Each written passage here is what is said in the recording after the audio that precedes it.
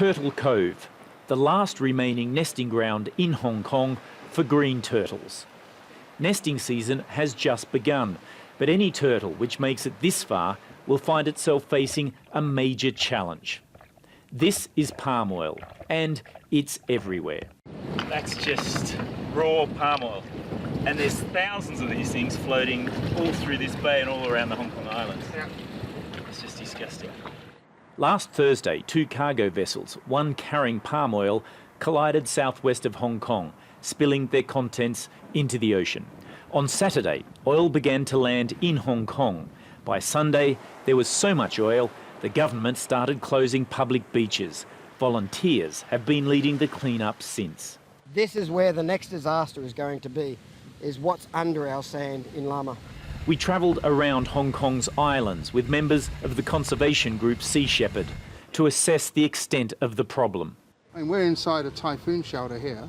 It's managed to get its way in and through, and all the way, you know, it's in amongst all these boats, by the fishing market down the other end. It's pretty much everywhere. The sheer volume of the spill is a disaster for Hong Kong's marine life.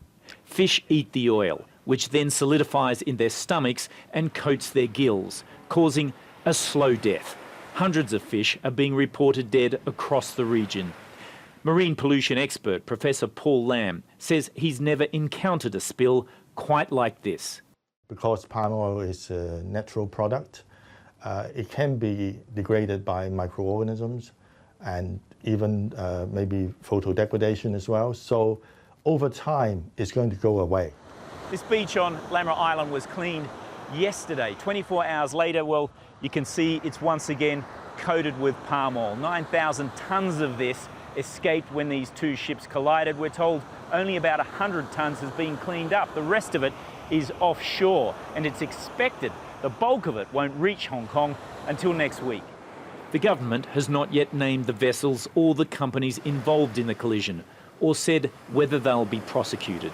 And as government departments argue over which one is responsible for the cleanup and disposal of the oil, civilian volunteers are getting on with the job, although there's no end in sight. Craig Leeson, Al Jazeera, Hong Kong.